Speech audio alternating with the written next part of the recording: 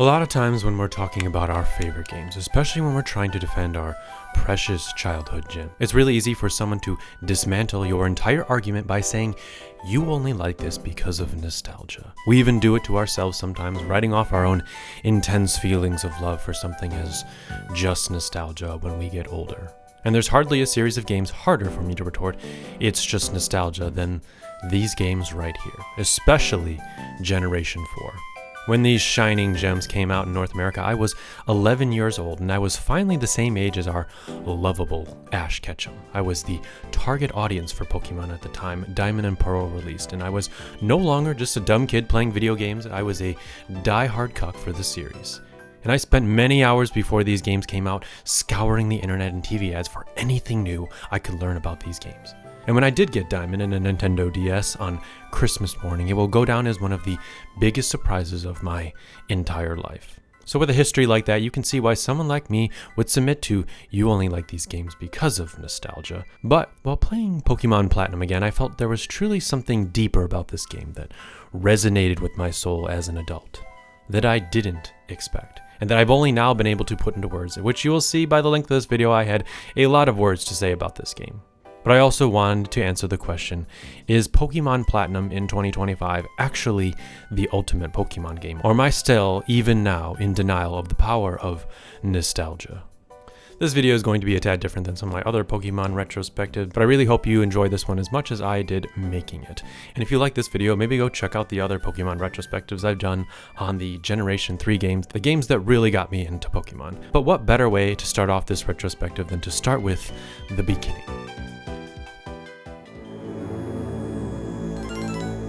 The DS was a cutthroat era, despite how many devices it sold. Some series took off, like Phoenix Wright and these puzzle games that even got my mom playing video games for the very first time in her life. But other franchises like my beloved Fire Emblem almost died on the DS, never to be seen again. So with Diamond and Pearl, Game Freak had a lot of pressure to do something we've never seen before, and I feel the need to discuss the development history of these games as well as what we know about Platinum to understand their vision for these games. What were they even trying to achieve, and how did the reaction from us fans and critics change their strategy when they were developing Platinum? After Generation 3, sales were technically dwindling compared to the explosive beginning of the franchise, albeit most games would be extremely jealous of their success. And with the dual-screen handheld on the horizon, Game Freak really had a lot more to work with. Better graphics, a better sound chip, and more importantly, better connectivity features. Based on interviews at the time, it does seem like this was one of the most important things they wanted to add to these games.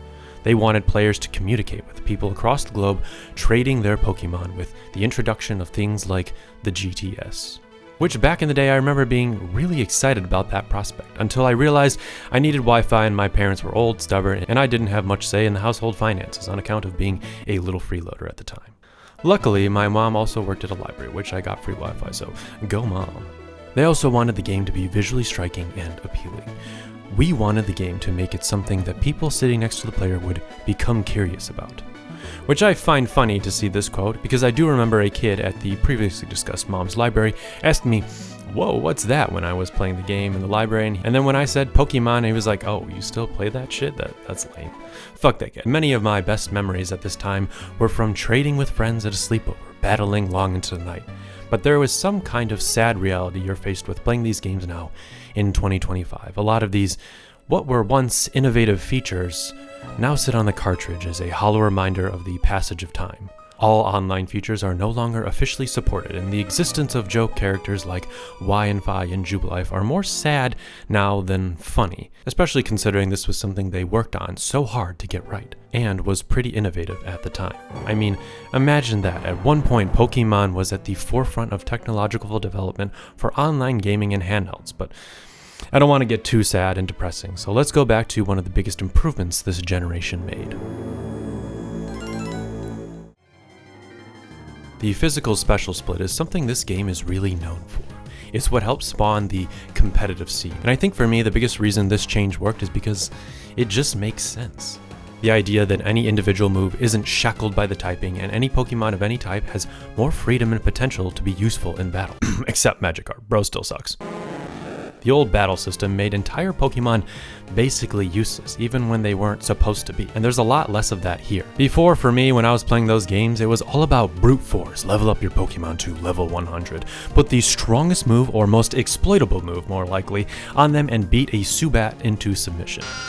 But now that just doesn't quite work. I mean, you can still assault a Zubat, I won't tell, but this was the first generation I really just started to think more about strategy. And with Platinum, that actually becomes really important, as the AI for trainers have been given a kick in the ass. During my last playthrough, I noticed gym leaders and many trainers made a lot more strategic moves, like switching out Pokemon that had type disadvantages. And it's actually like they don't want to lose, which is strange. Unfortunately, this doesn't seem to be carried over to all the games moving forward, but not only did they make changes to the AI, they gave many gym leaders better Pokemon that make much more sense for them. They also made the battling experience much more enjoyable with the addition of the second screen. I really miss the days of the second screen. Just being able to tap these comically large buttons with your stylus was a huge deal back in the day. It also makes these games much easier to play with one hand. And it's one of the reasons I don't like playing these games on emulators, and I just miss being able to control most of the experience with just a few taps, even if it's really damn slow. Yeah, we might as well talk about it now. This game makes Fire Emblem on the NES look like Sonic the Hedgehog, and that's mostly apparent when battling, because we're playing Platinum here, so it's definitely not as bad as Diamond and Pearl, and most battles here don't seem to be as mind-numbingly long, but they do still feel a little sedated, especially in 2025, and that can cause a lack of tension at points when you're battling, because you just get a little bored. I think this is most egregious when you are double battling, especially because it's really fun to be able to team up with another character in the story, but it's not fun when they choose useless moves and you have to wait for their dumbass to figure it out. Just finish it off, you piece of shit. Overall though, when battling, it's a fun time with extra little challenge, and team building is as great as ever, with over 50 new Pokemon introduced in Platinum. From a pure battling perspective, this game is definitely the definitive way to play through Sinnoh. But that's really it when it comes to the technical side of this game. Battling and its history, it was very, very impressive at the time, but in 2025, a lot of this has become pretty standard, especially moving forward, because it worked. And when you compare the state of this game to future games, it's pretty easy to see why people going back to it might not be as impressed or think this game's way too slow for me to play. But let's talk a little bit more about what I do think jazzes my jimmies in 2025. Well, actually, I feel like I should mention I played most of this game in 2024, not 2025, but we'll move on. I think it's about as good a time as any to discuss the setting of Sinnoh and the story of this game. And after jumping back into Platinum after many years in hopes of understanding this game as well as experiencing it in a much more vanilla but critical way, which I tried to stay critical, but I was immediately overcome with those pesky emotions. I'm sure many of you out there have been playing Platinum like me for years, but I realized I wasn't really experiencing Sinnoh in quite the same way I have in the past, or at least for a very long time. Which I know sounds maybe a little cheesy, but I was focused on battling or challenge running, and I wasn't focusing on what I think makes this game truly great, which is all the details and background they put into creating Sinnoh. So that is why this time around I did take my time to soak it in at my own pace, and I really love how the opening hours hook you in.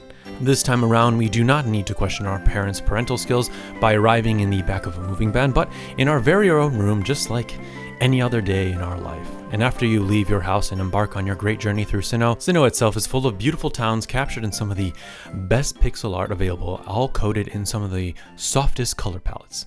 There's so much variety in the towns available. Towns like Oreburgh have a whole-ass mining operation in it to complement this game's new addition and new features like the Underground, which help build a picture of how this whole Pokemon world might operate. You get this idea when you're walking around the world that this is probably where they mine all the hard minerals and material that the rest of the region use, and maybe the other regions as well. And then with the existence of the two port cities like Galactic especially, and maybe Sunyshore, being where they would ship these materials out to other regions. But there's also places like the resort area where when life takes a toll after a hard day of mining and you get some vacation time, you can just go relax. Especially from all the Bidoof staring into your soul after years of HM slavery. Towns like Celestic also have ruins right underneath its foundation, which further emphasize this region's connection with history. And areas like Spear Pillar visually feel older than any other area we've seen in a Pokemon games, with erect, broken ivory towers.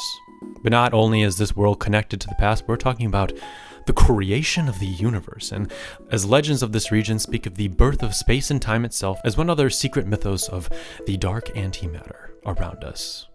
I really just love it when stories go back as far as possible. Do I have any Xenogears fans in here?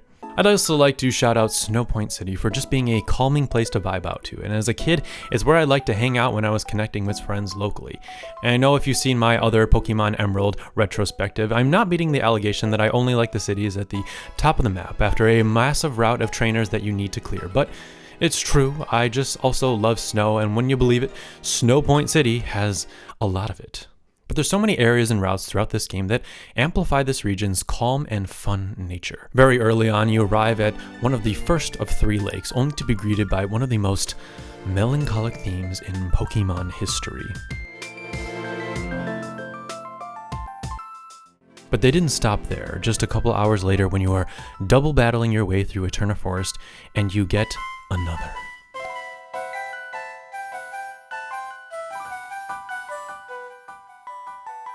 And I guess now would be a good a time as any to gush about this game's music. If I came away hating this game and everything else about it, I could not say the same about this game's music. I have such a nostalgia for Gen 3's trumpets, but playing this game again, especially on original hardware, I couldn't help but feel this game's soundtrack was resonating with my entire being. There's a theme here for every emotion, and none of them miss.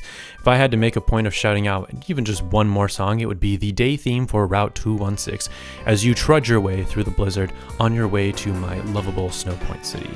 This whole section is just seared into my memories of feeling like it's an exhaustive yet bopping section of the game, and I feel like this route would never end, and when you make it through, you are greeted by the best city in the game, objectively.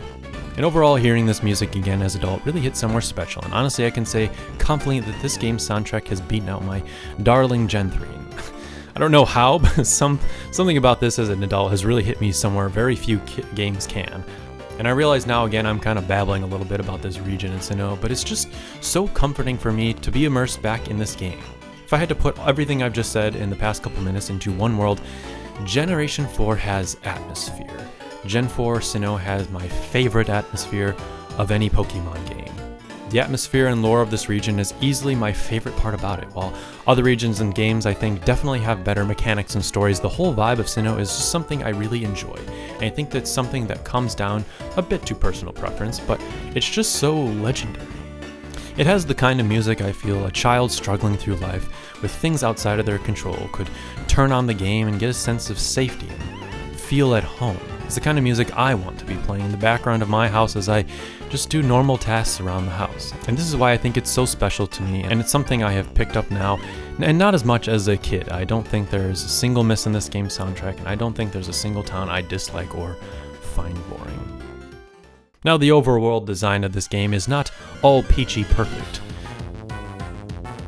Sinnoh also has an unfathomable amount of HM usage in the overworld, and it's basically an assault on our homey Eterna Forest vibes, and it's basically indefensible and might be one of the worst in this series.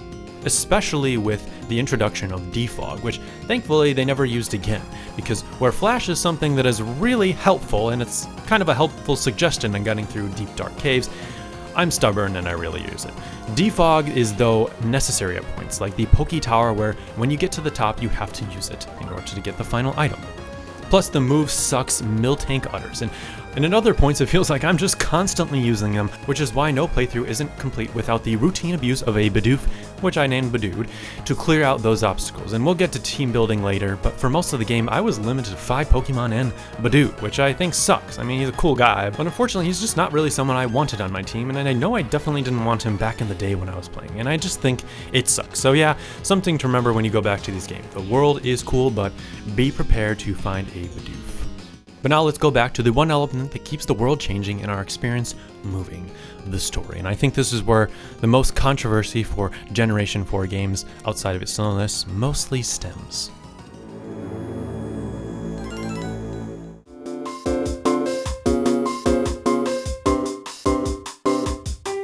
Now, like any good Pokemon story, I believe there's a couple things going on here. There's the main story with the villain arc surrounding Team Galactic and their quest to reshape the universe. There's also the storyline you create as a player, making your way through all the gyms and team building. And after leaving our dusty old house, you'll talk to some NPCs, but you'll meet your first disruption pretty early on. As a kid, I actually kind of remember not liking Barry very much. Not exactly sure why, other than he wasn't the cool guy like many of our other past rivals, but going back, I can really appreciate his character as he just kind of breaks up any tension, or really any mood, and is overflowing with massive amounts of energy. But I don't think that's a bad thing here, because even as an adult, I couldn't help but smile a little bit every time he came on screen. I think we all know Barry, and while you do have crazy intense personalities like Barry, you also have wise characters like Professor Rowan, who, while not canonically your grandpa, definitely feels like it. This is the kind of guy I'd like to go hang out with and eat some ice cream. Even if he expects the world from you and only after a couple minutes into your journey. Also, yes, it's always weird that everyone relies on you as a young child to do their bidding, but it does feel like they're always just one step behind you, ready to step in just in case everything goes all to shit. But overall, as you make your way through, Pokemon Platinum definitely has some great areas which elevate its emergent narrative potential, because of harder gym leaders and some really long routes with tons of tougher trainers. This is especially potent when you're trying to do something like a Nuzlocke, but even playing this game vanilla, there's so many times where I was cheering on my little guys to just keep fighting and make it to the next town. There's also a lot of characters you meet on your way to help build up both of these storylines, like this whack job. Lucre makes his debut in Jubilife City pretty early on in the game when Team Galactic starts all their antics, and he's a new but welcome addition to Platinum and a couple other future games. Albeit I do wish they kind of used him a little bit more, or just not at all. His implementation here is a little half-baked. There's also quite a few moments like our lovable Eterna Forest or Wayward Cave, where you team up with some random multi-hair colored weirdo to do some double battles to change up the formula, and I definitely like these moments to add a little spice to Sinnoh's battling. The gym leaders here are also really involved in helping out as Galactic terrorizes the Safari Zone or bombs a lake for seemingly no reason at all. I really like Rasher Wake, especially as a kid. He seems to be like the coolest guy ever in the region and gives Barry a run for his money with how much energy he has. This is definitely a leg up on previous titles where they only had one reoccurring character or two. Here, there's quite a few that you'll find, and this amplifies the sense that they're all actually living in this world in Sinnoh, and they're not just sitting around waiting for you to show up. And finally, of course, there is... I feel like Cynthia is just everywhere in this game. She's traveling around the overworld trying to help out the player stop Team Galactic and uncover the mysteries of Sinnoh, and she might be the hardest working champion out there for her just sheer determination. And with how many times you meet her, it does seem like she takes her status as the strongest trainer in the region very seriously, and to make this region a safer place. Because what kid and criminal is not intimidated by her Garchomp?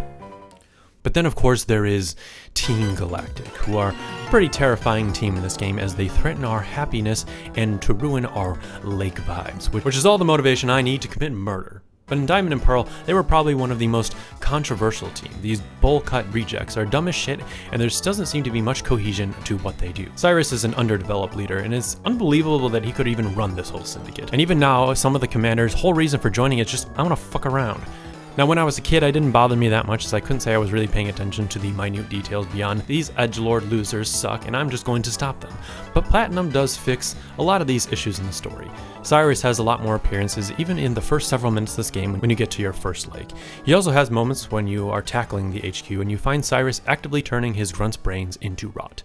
It's also around this time you start talking to his commanders and his grunt of his team, Galactic, and they start losing faith in this whole project and they don't really, just kind of want to go home. Which makes sense, because no matter how charismatic Cyrus might be, Cyrus is a freaking lunatic and he sucks beans. But because of all these antics, it does lead into some of the coolest moments and probably the best edition of Platinum. As you start dismantling their plans and climbing your way up Mount Coronet to Spear Pillar, the game takes a darker twist, and while Cyrus is trying to reshape the new world, something dark pops through the shadows in a chilling cinematic. You, Cyrus, as well as Cynthia are then sent into the Distortion world.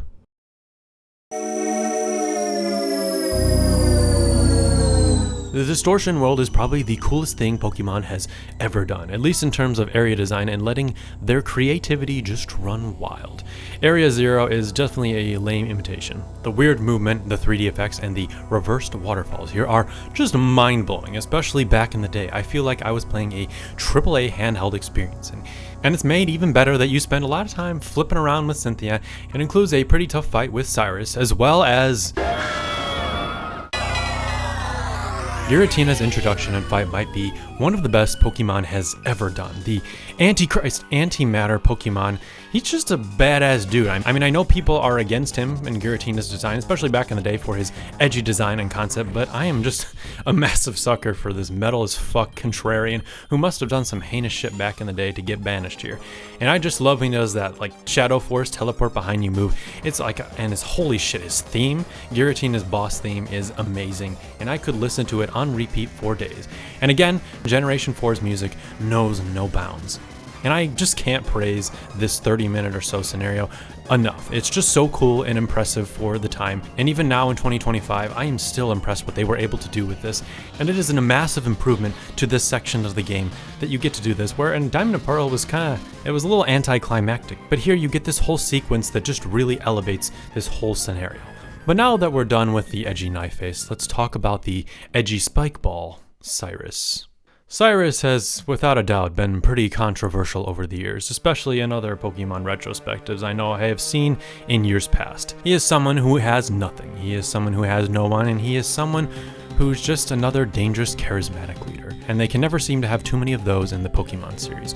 And while he might not do the best, because I don't really know why people would unfollow him, even if he is apparently a charismatic leader, he still seems pretty crazy to me. And he's just not really the best villain in Pokemon. I think they kind of did miss the mark with him a little bit. He's just okay. That's how I would describe him the best.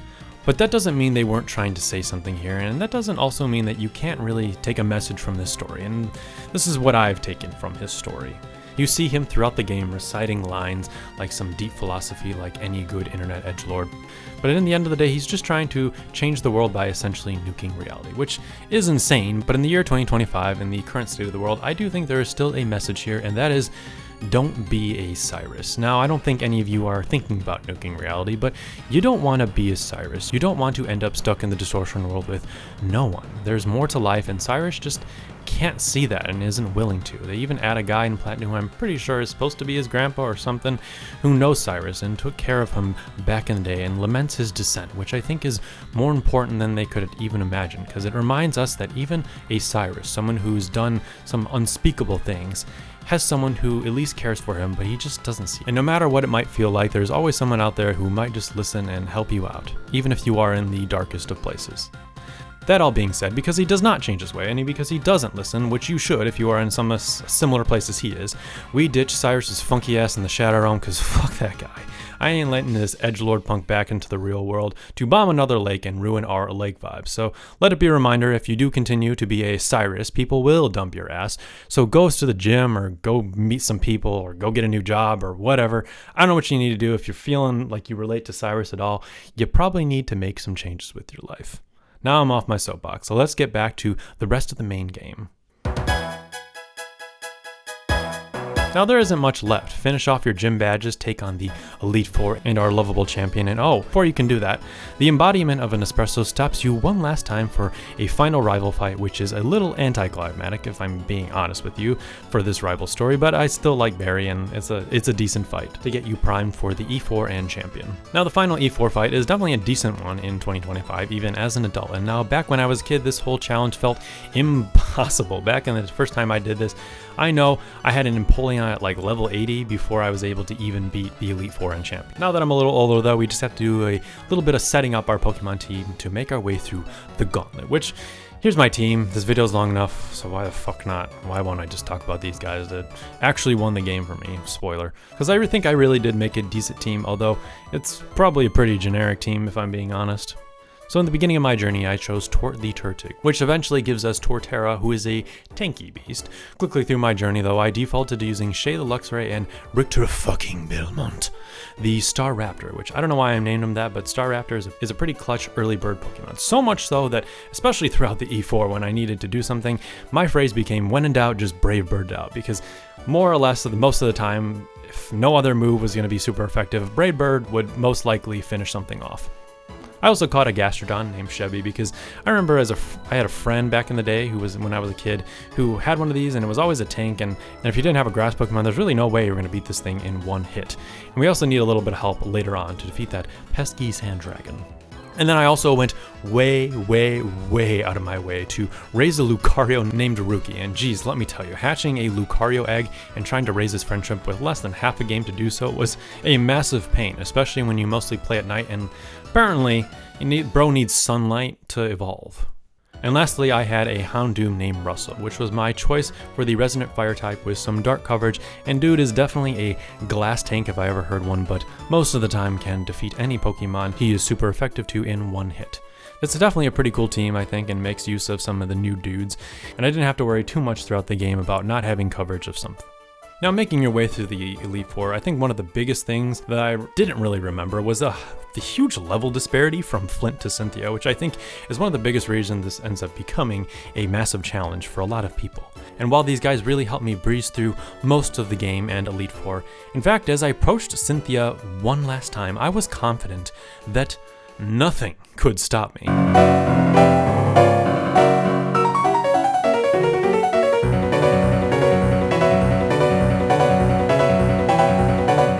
And I was stupid. Damn, Cynthia's team and her team it's just quite the challenge, even all these years later, just to look at her team that she is rocking. I remember as a kid, Spiritomb just baffled me with its no weaknesses. I could not comprehend that back in the day. Togekiss can be a pain in the ass if you do not come prepared, and it's almost impossible to one-shot Milotic, especially if you're coming under-leveled and without any setup moves.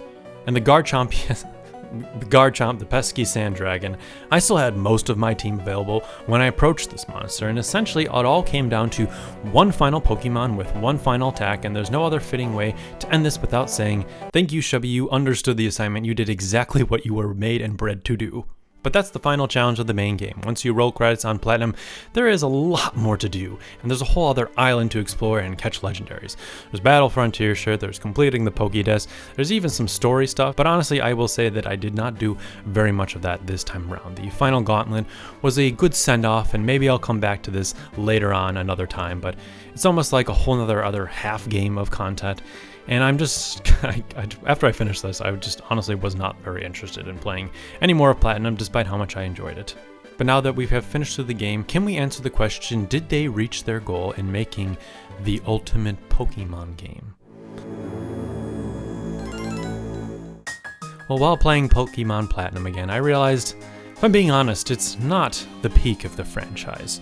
There's a reason there are a lot of other retrospectives with people that have issues with Generation 4, and while Pokemon Platinum does fix a lot of that, it doesn't quite redeem itself. It's not the start of a craze of rabid fans and a cultural juggernaut like Generation 1. It's not the smoothest experience to go back to like some of the future games. It's also not my favorite. It has several issues that still bog down the experience. Despite that all, it might be the most important in the franchise. If they had botched this game, we might have never gotten another Pokemon game, or they could have gone down a completely different road. This was still a time where things could have gone wrong, and they took risks with this game, and if those didn't pan out, this could have been catastrophic. But despite that, Platinum is definitely the definitive Generation 4 Sinnoh game, and I will die on that hill. I will not play Pokemon Brilliant Diamond and Shining Pearl over this. And maybe it's also a good thing that they didn't remake this game, instead remade Diamond and Pearl, so we can gatekeep it and keep it in our blessed memories as a great DS game and not a okay Switch game. With all that being said, I hope you enjoyed this video, and I hope you enjoy your next jaunt through Pokemon Platinum. You wouldn't know it, but this review or retrospective was one of the hardest videos I think I have ever done. One, I can already see it's one of the longest as I'm recording this audio. It's also, I had to write this thing like 2 or 3 different times because, I don't know, my thoughts just kept changing. The first version of this, I was kind of more negative like some of the other retrospectives at the time, but the more I just kept listening to things like the music and just playing around through Sinnoh, my whole opinion on this game really changed, and the more I kept playing it, the more I found some things to actually love about this game, and not just hate on it for being slow, or hate on it for some of the weird pacing, and the problems that it has from being the first DS generation.